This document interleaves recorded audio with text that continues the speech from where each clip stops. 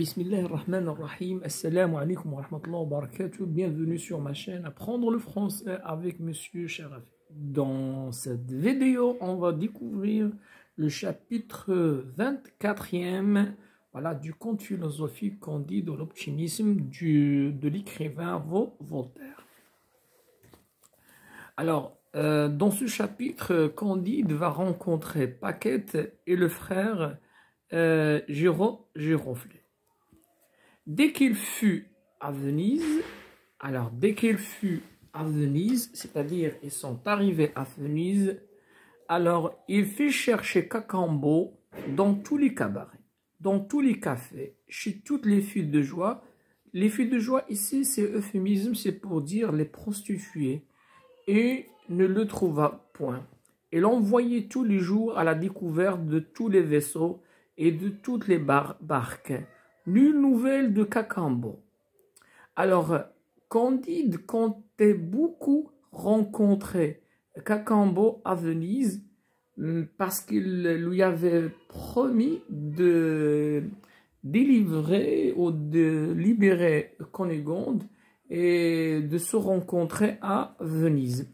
Quoi, disait-il à Martin, j'ai eu le temps de passer de Suriname à Bordeaux, d'aller de Bordeaux à Paris, de Paris à Dieppe, de Dieppe à Portsmouth, de côtoyer le Portugal et l'Espagne, de traverser toute la Méditerranée et de passer quelques mois à Venise. Et la belle Cunégonde n'est point venue. Je n'ai rencontré au lieu d'elle qu'une drôlesse. Voilà, drôlesse, ça veut dire une femme effrontée. Imra'a waqiha, imra'a, voilà, d'accord. Rusé, etc. Et un abbé Pérégourdin. Donc, quand il fait allusion à la femme et à l'abbé qui lui ont volé tout simplement, qui l'ont arnaqué et qui lui ont pris de l'argent. Cunégonde est morte sans doute. Je n'ai plus qu'à mourir. Ah, il valait mieux rester dans le paradis du Dorado que de revenir dans cette maudite Europe. Que vous ayez raison. Pardon. Que vous avez raison, mon cher Martin. Tout n'est qu'illusion et calamité. C'est-à-dire, dans ce monde, il n'y a que voilà, de mensonges, il n'y a que d'illusions et des choses de catastrophiques. Il tomba dans une mélancolie noire, c'est-à-dire Candide. Il ne prit aucune part à l'opéra, à la moda ni aux autres divertissements du carnaval. C'est-à-dire, Candide n'a pas le goût de divertissement puisqu'il n'a pas rencontré Cunégonde. Martin pas une dame ne lui donna la moindre tentation. Martin lui dit, vous êtes bien simple en vérité de vous figurer qu'un valet métis, c'est-à-dire il fait allusion à Cacambo. Métis, ça veut dire dont les parents sont de couleur de peau, voilà, différentes. Par exemple, dont les parents sont noirs et blancs ou bien, d'accord, qui a 5 ou 6 millions dans ses poches, ira chercher votre maîtresse au bout du monde et vous l'amènera à Venise. Alors, il la prendra pour lui, s'il la trouve. S'il ne la trouve pas, il en prendra une autre. Je vous conseille d'oublier votre valet Cacambo et votre maîtresse Cunégonde. Alors, كونديد كيتامل بزاف انه يتلاقى في فينيز مع كونيغوند على وداش قبل عطى الفلوس لكاكامبو باش يمشي يدير التحرير ديال كونيغوند، وعلى اساس الاخر غادي يتلاقى به هنا في فينيز الوغ ويجيب معاه كونيغوند. ما غدا كيقول لي نسى هذا الموضوع هذا، تعاطي واحد المبلغ كبير قداش لهاد كامبو وبغيتي غير يرجع لك ويحقق لك الغرض ديالك. سي بيان. La mélancolie de Candide augmenta et Martin ne cessait de lui prouver qu'il y avait peu de vertu et peu de bonheur sur la terre. C'est-à-dire, c'est que le mal qui domine. Alors, il lui a dit qu'il y a peu de vertus. C'est-à-dire, il y a peu de gens, où il y a peu de gens qui font du bien. C'est-à-dire, ce n'est que le mal, excepté peut-être dans Eldorado où personne ne pouvait aller. En disputant sur cette matière importante, et en attendant qu'Unegonde Candide aperçut Lemaha, un jeune tétin, un religieux, dans la place Saint-Marc, qui tenait sur le bras une fille. Le tétin paraissait frais, potelé, ça veut dire dodu, gros, vigoureux de la force, ses yeux étaient brillants, métaphore, son air assuré, sa mine haute, sa démarche fière. La fille était très jolie et chantait. Elle regardait amoureusement son tétin et de temps en temps lui pinçait ses grosses joues. C'est bien, دابا شنو غيوقع للكونديد غادي يشوف في واحد لا بلاص واحد لو جون مع واحد البنت وكيبانوا بحال عايشين السعاده وكيتقاسموا الود والحب وكلشي. كونديد ملي شاف بالمناسبه هاد البنت هي باكيت هذيك لا سيرفونت اللي كانت عندهم في القصر. سي بيان. الوغ هنا غيشوف مظاهر خداعه، يعني ملي غيتلاقى معاهم فيما بعد غتعاود ليه بانها كدير الدعاره، كتنتهز الدعاره وشافت des choses pires, donc la misère, etc. Vous m'avouerez, du moins, dit Candide à Martin, que s'ils sont heureux. Je n'ai trouvé jusqu'à présent dans toute la terre habitable, la hyperbole, excepté dans Eldorado, que des infortunés, c'est-à-dire des personnes malheureuses. Mais pour cette fille et ce tétin, je gage, je parie au Rahin, que ce sont des créatures très heureuses. Je gage que non, dit Martin. Il n'y a qu'à les prier à dîner des Candides et vous verrez si je me trompe. Alors, شنو غيديروا واحد الرهان. Alors Martin كيقول لكونديد بان راه هادوك جوج اللي شتيهم واخا كيبانوا لك heureux غيكون عندهم واقع مر. كونديد بالعكس قال لي لا، قال لي عرض عليهم يتعشوا معنا وغنشوفوا لا في ديالهم كي دايره. Aussitôt, il les aborde et leur fait son compliment et les invite à venir à son hôtellerie manger des macaronis, des perdrix de Lombardie, des œufs d'esturgeon et à boire du vin de Montepulciano, de la crema cristée, du Chypre et du saumon. Alors, c'est une énumération pour parler d'un repas copieux et luxueux. La demoiselle rougit, le tétin accepta la partie et la fille le suivait en regardant Candide avec des yeux de surprise et de confusion. Alors, est-ce que tu chauffes Candide avec des surprises et de confusion, alors qui furent obscurcies de quelques larmes. À peine fut-elle entrée dans la chambre de Candide qu'il lui dit: Eh quoi, monsieur Candide, ne reconnaît plus Paquette? Alors, là, c'est moi Paquette. À ces mots, Candide, qui ne l'avait pas considéré jusqu'à là avec attention, parce qu'il n'était occupé que de Cunégonde, lui dit: Hélas, ma pauvre. Alors, hélas, ma pauvre enfant, c'est donc vous qui avez mis le docteur Pangloss dans le bel état où je l'ai vu? Alors ça, c'est une antiphrase. Pardon. واش نتيا اللي درتي هذيك الحاله في بونغلوس، يعني ملي تلاقاه في البرتغال في لا هولندا باردون لقاه مريض ولقاه كله taché de pustule parce qu'il avait attrapé donc une maladie vénérienne d'accord de Paquette. C'est vous qui avez mis le docteur Pangloss dans le bel état où je l'ai vu? Hélas, monsieur, c'est moi-même, dit Paquette. Je vois que vous êtes instruit, que vous êtes au courant de tout. J'ai su les malheurs épouvantables arrivés à toute la maison de madame la baronne et à la belle Cunégonde. Je vous jure que ma destinée n'a guère été moins triste. J'ai été fort innocente quand vous m'avez vu, un cordelier, c'est-à-dire un religieux, qui était mon confesseur, me séduisait aisément. Les suites en furent affreuses. Je fus obligé de sortir du château quelque temps après que monsieur le baron vous eut renvoyé à grands coups de pied dans le derrière. Si un fameux médecin n'avait pas pris pitié de moi, j'étais morte. Je fus quelque temps par connaissance la maîtresse de ce médecin.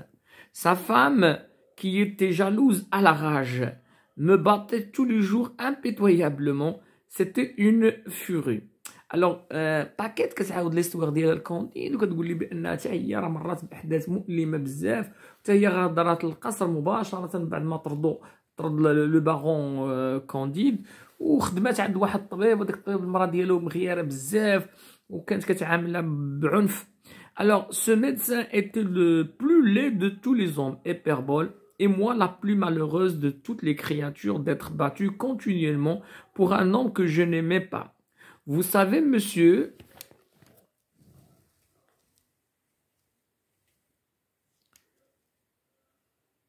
alors là, Voltaire, qu'est-ce qu'il critique? Il critique la maltraitance des bons, la maltraitance des femmes de ménage, etc.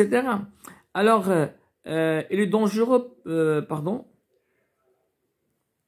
Vous savez, monsieur, combien il est dangereux pour une femme acariâtre d'être l'épouse d'un médecin.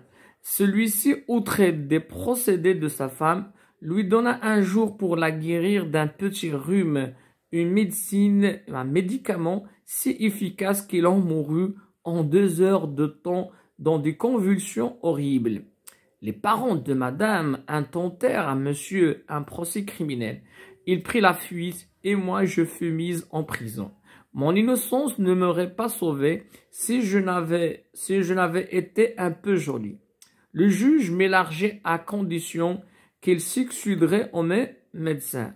Je fais bientôt supplanter par une rivale, c'est-à-dire je fais bientôt écarter par une autre personne, chasser sans récompense et obligé de continuer ce métier abominable. Ce métier, ça veut dire ce prostitue qui vous paraissait plaisant à vous autres hommes et qui n'est pas pour nous qu'un abîme de misère. Alors, هنا باكيت كتدوي على الدعارة، وهنا فولتير كيلمح البروبليم ديال لا prostitution et la maltraitance des femmes et l'exploitation des femmes. Pour Paquette, être prostituée, c'est un abîme de misère. Métaphore. J'allais exercer la profession à Venise. Ah, monsieur, si vous pouviez imaginer ce que c'est d'être obligé de caresser indifféremment un vieux marchand, un avocat, un moine, un gondolier. Un gondolier, ça veut dire un batelier qui pilote un bateau. يعني باكيت كتحاول تحدث على ديك بمرارة على المهنة القذرة اللي كتمتهن اللي هي الدعارة، وقالت الكونديد أن كتعرف على أشخاص ما كتحملهمش بحال لو مارشون، افوكا، موان، غوندوليer, un abbé, d'être exposé à toutes les insultes, à toutes les avanies هي الإهانات, d'être souvent réduite à emprunter une jupe pour aller se le faire lever par un homme dégoûtant, d'être volé par l'un de ceux qu'on a gagné avec l'autre, d'être rançonné par les officiers de justice et de n'avoir en perspective qu'une vieillesse affreuse, un hôpital et un fumier. يعني من هاد الدعارة كاملة تبقى غير المرض et autre chose. Vous concluriez que je suis une des plus malheureuses créatures du monde. Paquette ouvrait ainsi son cœur au bon Candide, dans un cabinet en présence de Martin, qui disait à Candide: vous voyez que j'ai gagné la moitié de la gageure. Alors قال لي انا ربحت الرهان الاول، يعني انت فين شتي هاد البنت مع داك الولد قلتي هادو واقيلا عايشين السعاده. انا قلت لك العكس. Frère Giroflée, هو اللي كان مع باكيت. Frère Giroflée restait dans la salle à manger et buvait un coup en attendant le dîner. Mais dit Candide à Paquette: vous aviez l'air si gai, si content que je vous ai rencontré. Vous chantiez, vous caressiez le tétin avec une complaisance naturelle. Vous m'avez paru aussi heureuse que vous prétendez être infortunée. Ah, monsieur, répondit Paquette, c'est encore là une des misères du métier. J'ai été hier volée et battue par un officier. et il faut aujourd'hui que je paraisse de bonne humeur pour plaire à un moine.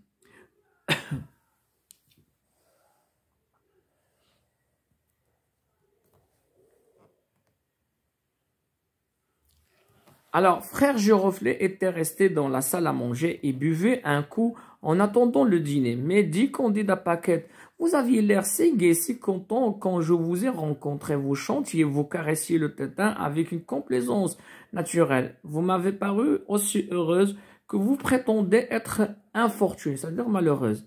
Ah, monsieur, répondit Paquette, c'est encore là une des misères du métier. J'ai été hier volé et battu par un officier.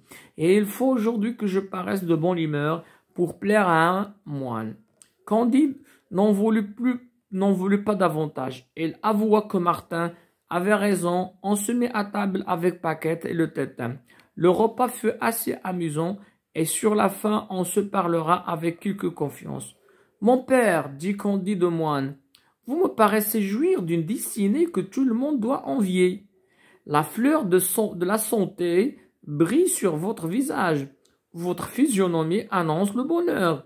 Vous avez une très jolie fille pour votre récréation et vous paraissez... Alors, شنو الميساج اللي بغى يوصل le frère Giroflée يعني دوك لو موان اللي هو رجل دين الكونديد بغى يقول ليه كونديد بغى يقول لجيروفلي كتبان عليك السعاده كتبان عليك ولا اوغو اتسيتيرا باش غادي يعاود القصه ديالو ويعاود لو كونترير et vous paraissez très content de votre état de tétin. Ma foi, voilà, lui a juré, monsieur, dit frère Giroflée, je voudrais que tous les tétins fussent au fond de la mer. J'ai été tenté 100 fois de mettre le feu au couvent, voilà, l'église, et d'aller me faire turc. Mes parents me forcèrent à l'âge de 15 ans d'endosser, de porter cette détestable robe, c'est-à-dire de devenir malgré moi religieux, pour laisser plus de fortune à un mot des frères innés que Dieu confonde. La jalousie, la discorde, la rage habitent dans le couvent. Et il est vrai que j'ai prêché quelques mauvais sermons qui m'ont valu un peu d'argent, dont le prieur me vole la moitié. Le reste me sert à entretenir des filles. Mais quand je rentre le soir dans le monastère, ça veut dire l'église, je suis prêt de me casser je suis prêt de me casser la tête contre les murs du dortoir et tous mes confrères sont dans le même cas. Martin, se tournant vers Candide avec son sang-froid ordinaire, eh bien, lui dit-elle, n'ai-je pas gagné la gageure tout entière?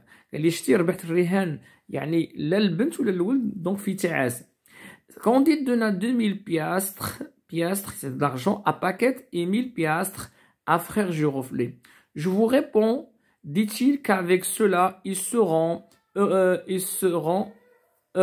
Je n'en crois rien du tout, dit Martin.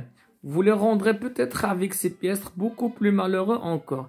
Il en sera ce qui pourra, dit Candide, mais une chose me console. Je vois qu'on retrouve souvent les gens qu'on ne croyait jamais retrouver. Il se pourra bien faire qu'ayant rencontré mon mouton rouge et Paquette, je rencontre aussi Cunégonde. Je souhaite des Martin qu'il fasse un jour votre bonheur, mais c'est de quoi je doute fort. Vous êtes bien dur, dit Candide, c'est que j'ai vécu, des Martin. Mais regardez ces gondoliers. Alors, gondolier, c'est-à-dire qui dirigent un bateau. Ne chantent-ils pas sans cesse? Vous ne les voyez pas dans leur ménage avec leurs femmes et leurs marmots d'enfants, des Martin. Le Doge, voilà, le Doge ici, c'est le chef de l'ancienne République de Venise. À ses chagrins, les gondoliers ont les leurs. Il est vrai qu'à tout prendre, le sort d'un gondolier est préférable à celui d'un Doge. Mais je crois la différence si médiocre que cela ne vaut pas la peine d'être examiné. On parle, dit Candide, du sénateur Pococurante, qui demeure dans ce beau palais sur la Brenta et qui reçoit assez bien les étrangers. On prétend que c'est un homme qui n'a jamais eu de chagrin. Je voudrais voir un espèce rare, dit Martin. Candide aussitôt fit demander au seigneur Pococurante la permission de venir le voir le lendemain. Alors, qu'est-ce qu'on doit retenir de ce chapitre? Donc, c'est un chapitre par excellence, accent sur le sujet de la maltraitance des femmes, mais aussi le sujet du mal, et que les apparences, ils sont trompeuses. Et c'est ainsi que s'achève cette vidéo. À la prochaine, Inch'Allah.